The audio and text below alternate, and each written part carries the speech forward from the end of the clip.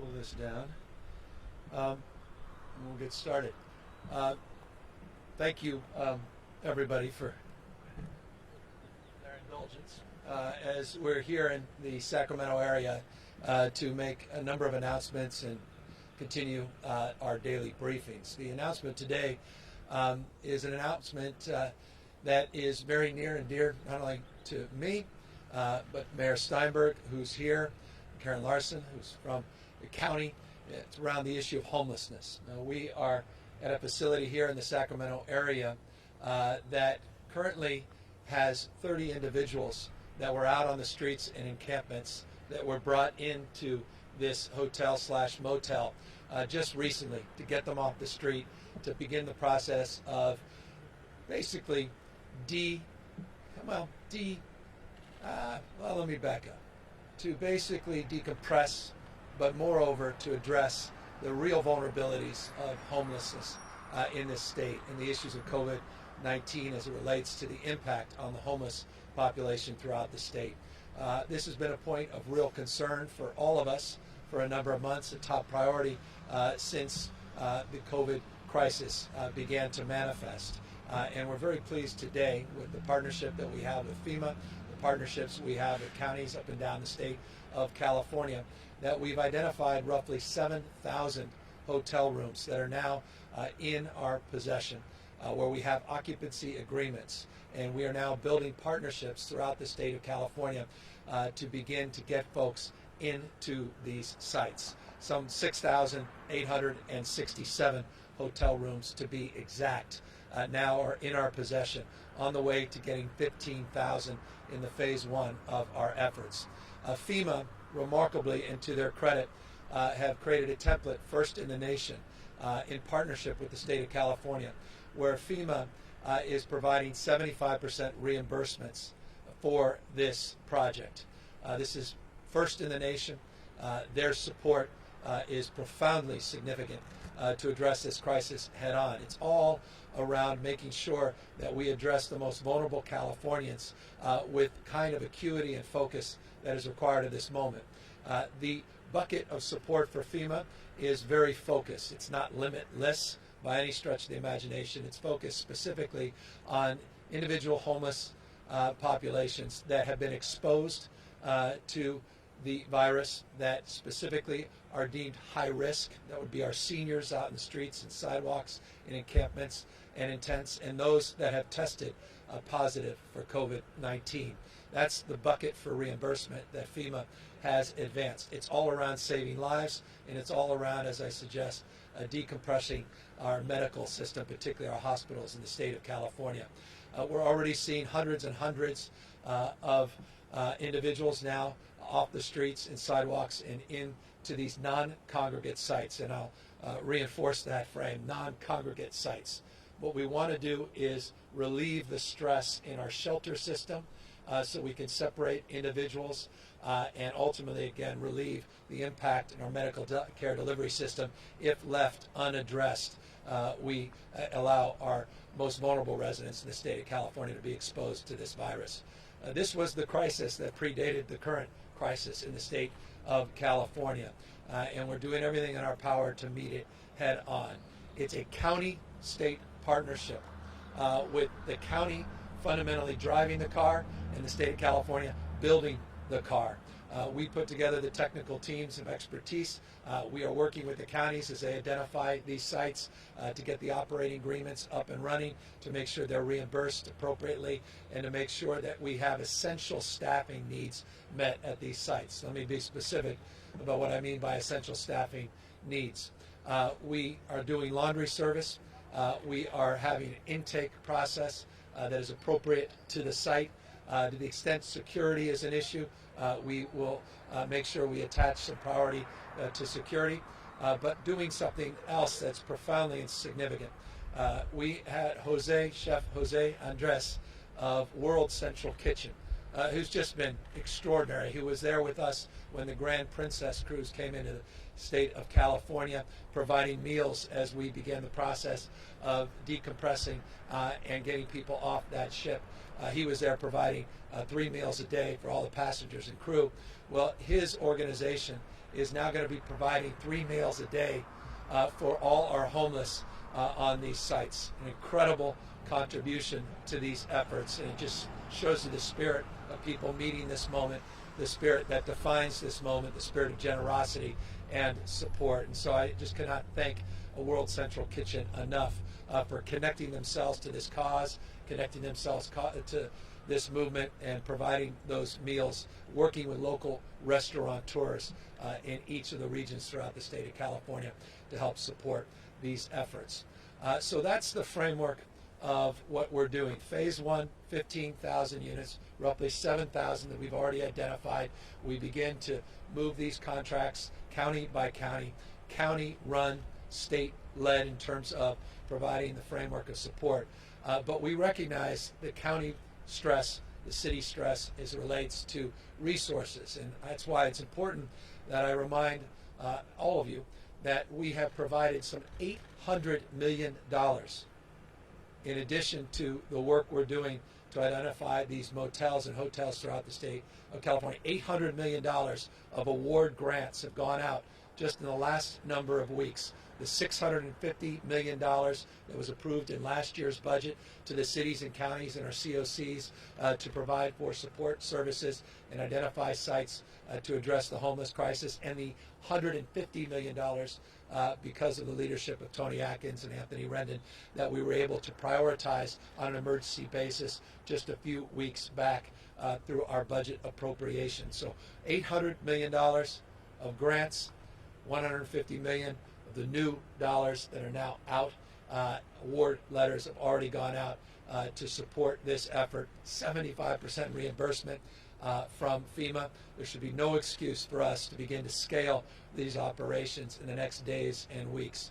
And it can't come soon enough, because we had, of course, that one tragic death, the homeless individual in Santa Clara, and we had a number of counties in the last days that have reported incidences of positive test results in counties large and small, including San Francisco, but other counties in LA that have shown at least a dozen, in fact 14 in our last count. By the way, that's an undercount, we know. That's just what's been reported to us. But heightened concern around the need to do more in our congregate facilities to isolate people into shelters like this and provide those basic essential services as we work through this crisis. Just a few final points before I bring over the head of our homeless task force, Mayor Darrell Steinberg, to say a few words. It's important to note as well that this is also an operation being supported by the support of the federal government. $118.5 million of direct homeless grants have come from the CARES Act, the $2.2 trillion federal stimulus. So that's additional resources that we'll be quickly dispersing throughout the state of California to augment some of the concerns around these facilities being temporary. And I want to make this point before I bring up the mayor. The anxiety often is, well, this is wonderful to help us for 3-4 months to get us through this crisis. But what happens after that? If you're a county leader, you're saying, I'm not sure we are in a position to have the resources to continue these operations. That's why the federal dollars are important. That's why I'm highlighting them.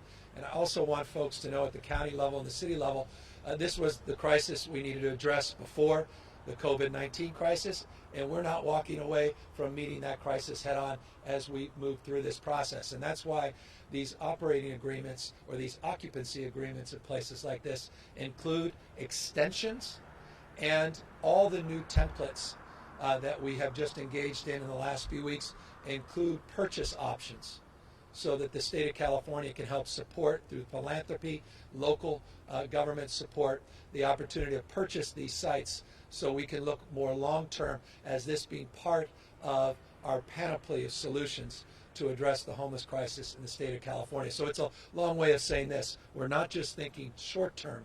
We're also beginning to process an orientation of focus and energy around long-term supports so that we can get people off the streets in a permanent way. But again, this could not happen without FEMA's extraordinary support and partnership, and the partnership of leaders like the leader I'll be asking to the mic in just a second, and that is the head of our homeless task force, the mayor of Sacramento, and someone who's been out front on this issue for years and is here yet once again to see this crisis of COVID and the crisis of homeless come together in a way that only reinforces this sense of urgency, but moreover reinforces why we're pleased and proud that he's mayor of Sacramento and leading the efforts throughout the state of California. Darrell Steinberg. Thank you very much, Governor. Let me begin by thanking you. You often talk and have talked frequently over these last days about Californians meeting the moment. You are meeting the moment, and more than meeting the moment in every way here. And we're grateful and proud that you are at the helm and that you are leading not just on this crucial issue of homelessness, but on every other aspect of this unprecedented situation. So thank you. It was a little less than 8 weeks ago, I believe, that you stood in the state capitol and you delivered a State of the State address. What was unique about that State of the State address, it was the first time that anyone could remember that a governor would devote nearly all of his or her address to the issues of homelessness and mental health. And you called it crisis, and as you said a moment ago, your work with the legislature has put forward hundreds of millions of dollars before the crisis for cities and counties to be able to get people off the streets indoors, to serve their needs, to address their underlying conditions, and to keep them housed. And you asked your task force to come up with a set of recommendations, and much of our work was centered on the idea that maybe it ought to be required to bring people indoors, not just be an option. And you embraced that idea, but the idea was to take, with a great sense of urgency, a recognition that it would probably take several years before we were able to actually implement this in large numbers. And now, less than 8 weeks after that State of the State address, the COVID crisis has given us together an unprecedented opportunity to move up that timeline in a most appropriate and aggressive way. And so I want to thank you for highlighting this issue today, but more importantly, I want to thank you and your administration for providing the resources, the tools, and the technical assistance for our county partners and our city partners to be able to do what we all have wanted to do and now have the opportunity to do, and that is to bring people in, not by the hundreds, but by the thousands. For you alluded to it appropriately a moment ago. Unsheltered homelessness was a crisis before COVID-19. It is a heightened crisis during this epidemic. And if we do our part now, it could be less of a crisis as we come out of this. That is the incredible opportunity we all have together during this most difficult time. And I know on behalf of all of the mayors and the local elected officials, we are grateful to have a state that is, and an administration that is leaning in, that is partnering with us, that is providing us the resources. Our promise on the other side must be that we are going to do everything we can to implement this strategy as quickly as possible. So I thank you for the opportunity, and I turn it back over to you, Governor. Thank you, Mayor, and thanks for all your support and leadership on this homeless issue. And let me just briefly update everybody on the total number of positives in the state of California, the number of hospitalized, the number that are in ICU. Total number of positives today reported 10,710 in the state of California.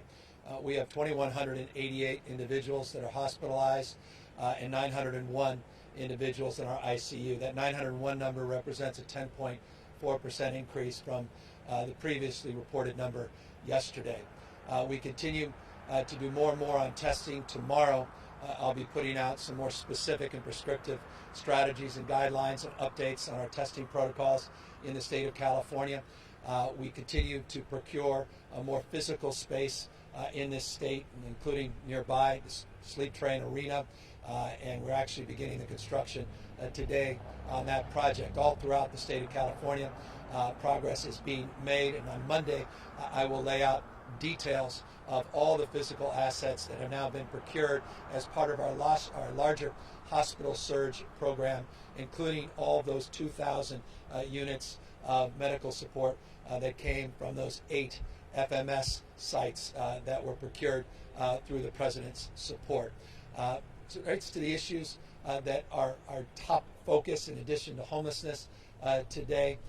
We continue to also focus with acuity on what's happening in our skilled nursing facilities, what's happening with our senior centers and our adult care daycare facilities throughout the state of California. We said when the beginning of this epidemic that homelessness and our seniors, those were our top priorities. They remain so, and that's where so much of our energy and focus resides, and appropriately so, because of the vulnerabilities within those populations, within those communities. But more broadly, we're doing what we can to continue to take advantage of this lull as it relates to not yet being at peak, and taking advantage of every moment, every minute, every hour, and every day to continue to build our capacity and build our points of access. That capacity includes the amount of PPE that we're receiving from around the world through our own efforts, and again, whatever support we can get from the federal government. I promise on a daily basis to update individuals just as the proxy for PPE, the N95 masks. We have, as of this morning, distributed now just over 38 million N95 masks in the state of California. As I said, as soon as we get those masks in, we get them out as quickly as possible. We'll need tens of millions more, hundreds of millions of more masks, more broadly defined surgical masks and shields and coveralls and gowns and gloves, and those procurement practices and those supply chains are being activated, as I said, all around the globe. We continue to find and source more ventilators, found a few hundred more from the LA County region that we're retrofitting back up in Sunnyvale, Bloom Energy, and continuing to resource and stack up the ventilator assets as well.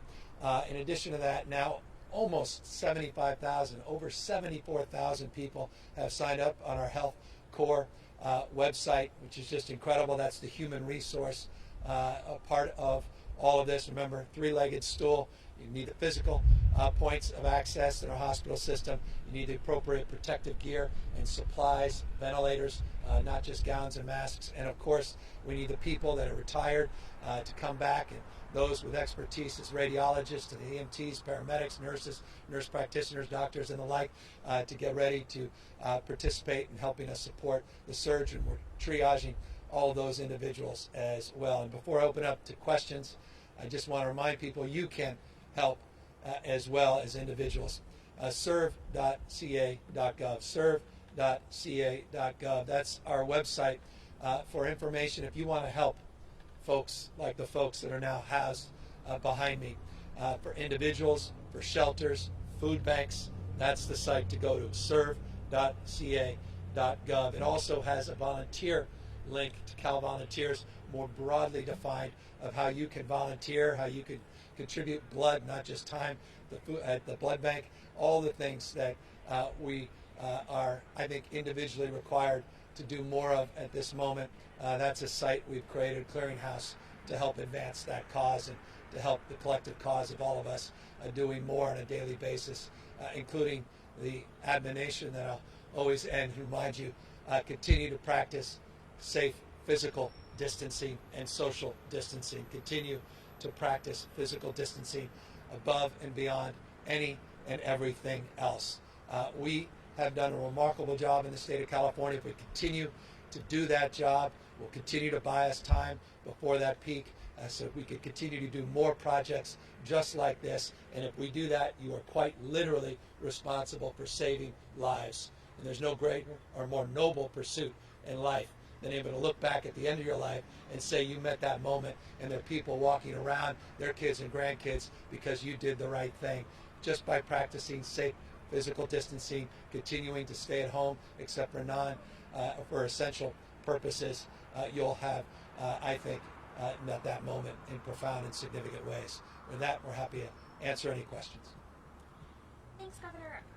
We're getting a number of questions from different outlets about asking you to clarify who is paying for these hotel leases and who might step in to finance them moving forward once the pandemic is over. Yeah, I tried to lay that out in my remarks. Let me reinforce more specifically.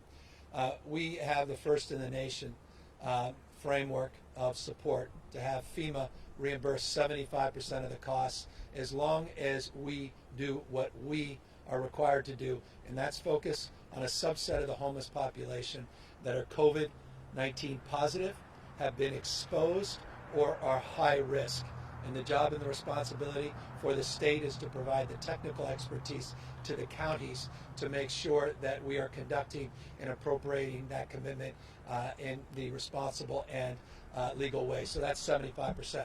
As I said specifically, we provided $650 million of emergency grants. All those award letters, now 100% of the award letters are already out. Counties and cities were already spending that money against those award letters, but now all the award letters are out, which means to floodgate on all those dollars. And we put out $150 million in the last few weeks of emergency aid because of the support of the legislature. So that should address the issue of the 25% gap amply for the cities and the counties. And as I said, beyond that, very clearly, we are looking at our new leases, these occupancy leases that have month-to-month extensions and have the ability to have purchase of these properties through a right of first refusal, or at least a right of first offer on all the new contracts that we are now procuring. And we are not walking away from our obligations on homelessness. The state of California has entered into that space in unprecedented ways, and as long as I'm your governor, I'm going to be there doing everything in my power to support the cities and counties so that we can continue to keep people in an environment where they're safe, particularly in these non-congregate environments, not only through COVID-19 crisis, but to the extent we can begin to fashion a long-term strategy where we can continue to utilize these assets that we're procuring at this moment. And to follow up on that, some homeless advocates are saying that people aren't being moved off the street fast enough at this point. Can you clarify how many people have been housed so far and how many you hope to house?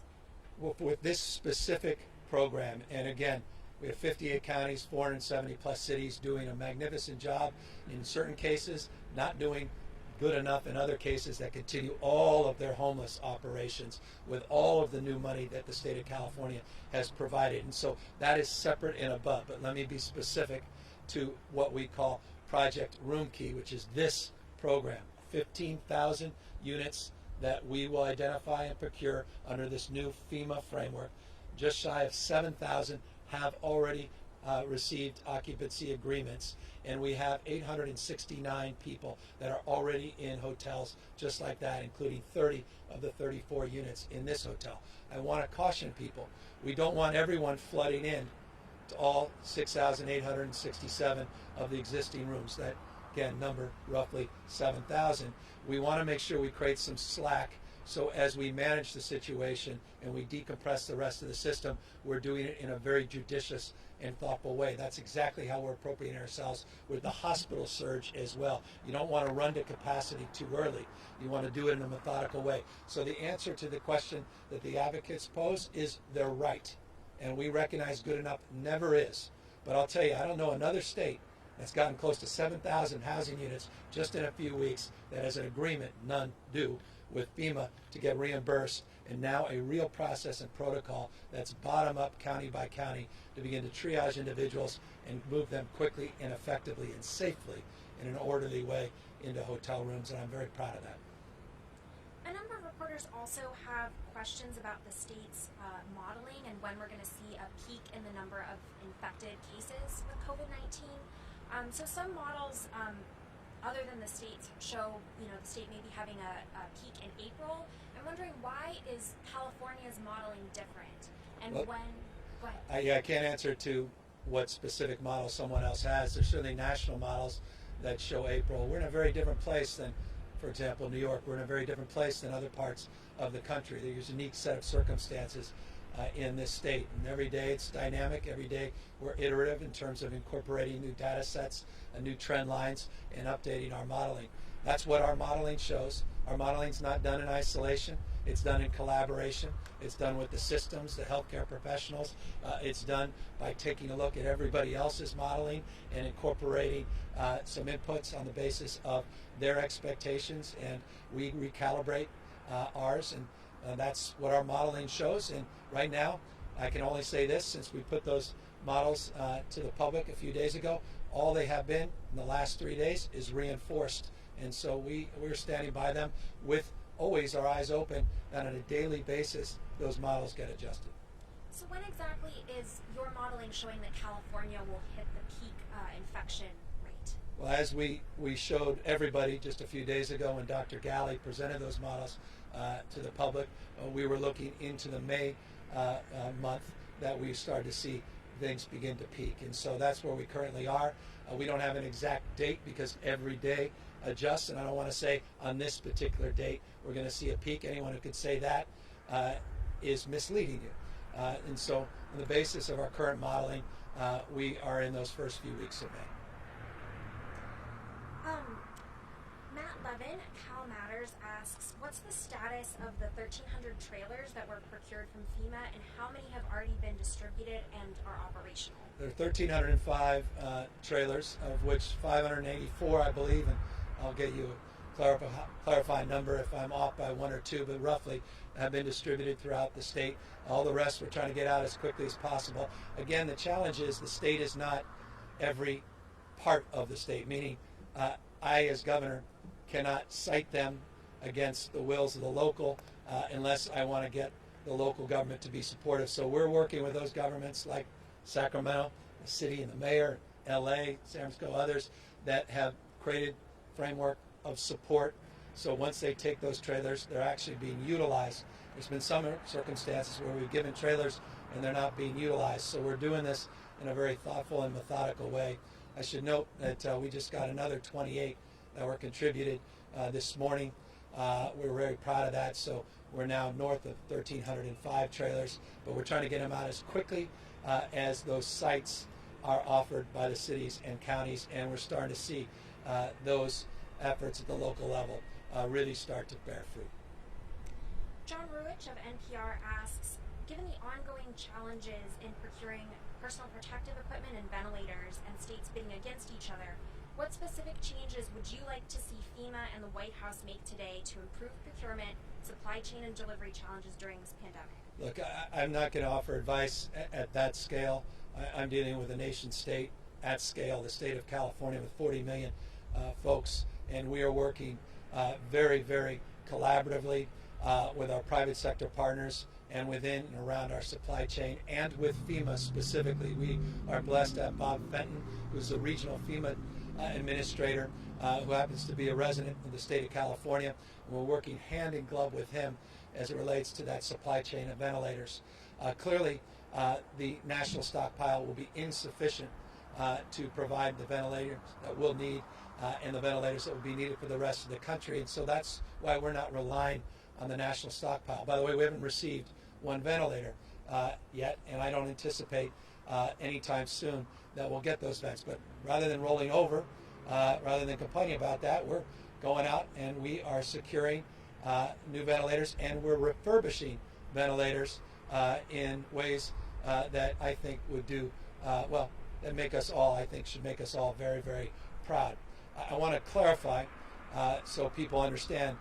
There's been some reporting about roughly 170 ventilators that did come from the national stockpile. Those didn't come to the state of California.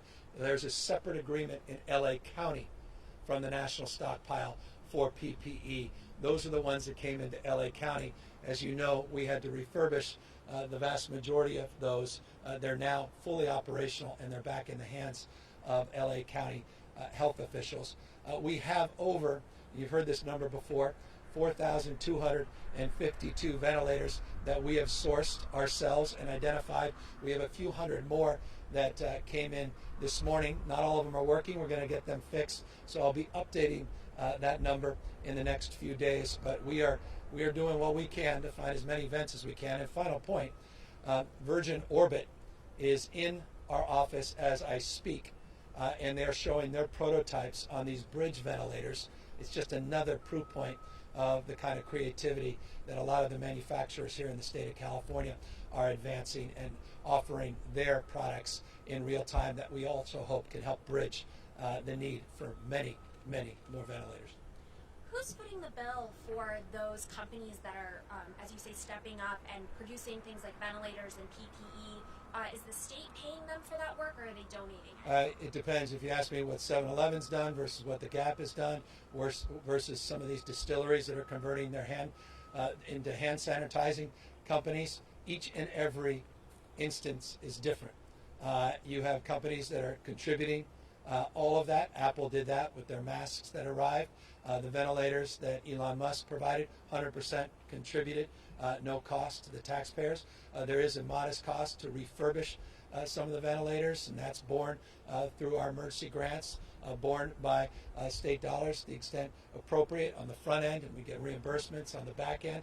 So in each and every instance, the answer is different based upon the largesse, the contribution, or the creativity at play. Can you generally characterize how much has been donated and how much the state has been spending? We'll give you an updated number on that. I'm just trying to procure in real time all of these assets, but it's certainly it's an extraordinary amount of money, energy, time, and volunteer and philanthropic support that we're seeing. It's unprecedented, and it's in the hundreds and hundreds of millions, billions of dollars when we are done. Angela Hart of Kaiser Health News has a question about the state's health board. She asks, will the state be paying these healthcare professionals, and will they essentially be temporary employees of the state? And if not, can you please explain where funding will come from to hire them? Yeah, they're being paid. They're being compensated. There was an additional contribution, another specific proof point to your previous question. $25 million was provided by Facebook, specifically Mark Zuckerberg and Priscilla's wife, to help with the stipends for that workforce, for transportation, childcare, and for hotel stays so they can stay close to their care or to their patients. We're triaging all 74,000+ applications in real time. And that alone is going to take hundreds of folks going through the applications, matching people to needs, wage requests, wage capacity. That will be born within the healthcare delivery system, hospitals specifically. Many will be part of our larger delivery system, be paid for by traditional sources, be it state or federal support, and again augmented by private sector's willingness to help with all of the incidental costs associated with that workforce. But they are compensated. They're not a volunteer workforce. Marisa Kendall of Bay Area News Group asks, which homeless individuals should be placed into isolation housing? Are you prioritizing people based on whether they are infected or could be infected, if they're elderly or medically vulnerable? Can you explain? Yeah, let me be more clear. As I stated a few times, FEMA has specific guidelines as it relates to Project Room Key, this specific program. Again, we are doing all kinds of other work at the local, regional, and state level on the issue of homelessness, broadly defined. This is a subset of that work. And this specific subset requires three things, and we have to be very deliberative in terms of that triage. And number one, if you're COVID positive, that is an isolation responsibility and is an opportunity in this new partnership. Number two, if you've been exposed to the virus, meaning you, for example, this would be a easy to understand example, if you're in a shelter and an individual has been there, asymptomatic, may have been spreading it, but ultimately was COVID ID identified, there is a likelihood that others may be infected or a staff member was infected. That is someone that's likely been exposed, and we're trying to get them out of a or out of a congregate facility into a non-congregated, more isolated setting, which is second point of appropriation or second point that is appropriate for the appropriation for FEMA. Number three, the third category is high risk. And high risk is defined many different ways. Easy way to define it, 65 and over, but people that have many other underlying health issues that are living out in the streets and sidewalks would also apply under that definition. So that's the prioritization of how we triage and prioritize, and that is allowable for reimbursement. Again, it's 75% from FEMA, and with all the money the state's providing locals, they can easily pick up that 25%, and then we'll all work together to figure out how we can deal with the long-term needs of a homeless crisis that, again, predates the COVID-19 crisis. Elisa Ross of Telemundo has a question about requests that Senator Maria Elena Durazo and other advocates have been asking you for more relief for undocumented workers. Can you clarify if you're doing anything on that front? Well, no state in America does more to help residents regardless of their immigration status, and I'm very proud of the work that we did together last year to expand our healthcare capacity more formally, not on the emergency side, but on a preemptive side, on the side of providing health insurance for those that were uninsured. We'll continue to do more, and we have very specific processes on every proposal that we advance publicly. We have a culturally competent component of those proposals, which is a long way of saying this, that we always consider those that are documented, those that are undocumented, those that are living in mixed status families. Let me give you an example of what I mean. Just yesterday, I announced the work we're doing to help support small businesses. I very specifically mentioned in my remarks yesterday that there are many businesses, tens of thousands of businesses, that do not and cannot get the support of the SBA. Those individual businesses, we are making available these emergency grants through our iBank to do these micro loans to provide access. That's an example of what we're doing to provide support for people across the panoply, including those without documentation in the state of California. More will be done, more needs to be done. Final question from Jessica Rosenthal of Fox News. She says she's been getting inquiries from doctors and other healthcare workers in Los Angeles about testing for them, and she's wondering if you guys have a plan to prioritize testing for healthcare workers, and if you're looking at expanding testing for that particular group. Yeah, and first responders. The answer is yes and yes, and tomorrow we'll be specifically laying out, this time tomorrow, our new testing strategies, protocols, moving not just towards more PCR tests, but also serological tests, blood-based tests, looking at proteins, antibodies, looking at immunity, but more broadly, looking to expand points of access and the rapidity of the diagnostics on the test. And that remains stubborn, not just in the state of California. This is a huge issue across the country as the labs, particularly commercial labs, have such large queues because so many tests have now are being done at the same time. It's taking 6, 7 to 12 days to get test results back. So we want rapid tests, we want point of care tests, we want blood-based tests, not just the traditional swab PCR tests, and we'll be laying out very detailed terms what our new expectations are and what we're promoting tomorrow this time. So with that, I appreciate always the questions. I hope we're providing some specifics as it relates to responses, and know that we're working on a myriad of other issues that I haven't even touched on that touch the lives of millions and millions of Californians, from addressing the challenges in our jail system to our California corrections system, more broadly defined, CDCR, and making sure we're working with probation and parole, and of course continuing our work to address the anxieties coming up around payroll, taxes being due on April, new federal programs, small business loan programs, loan forgiveness loan programs that we promoted yesterday, following up on all the things we've been promoting, including perhaps the most important thing you can do outside of physical distancing, and that is check in with seniors, check in with neighbors and strangers, and continue the spirit of civic contribution. Serve.ca.gov.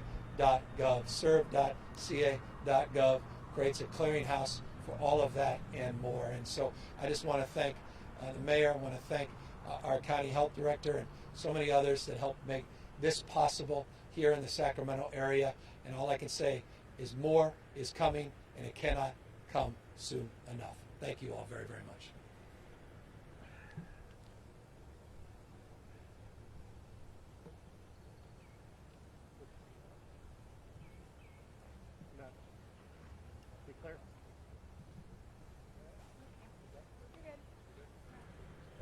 Thank you, Sophia.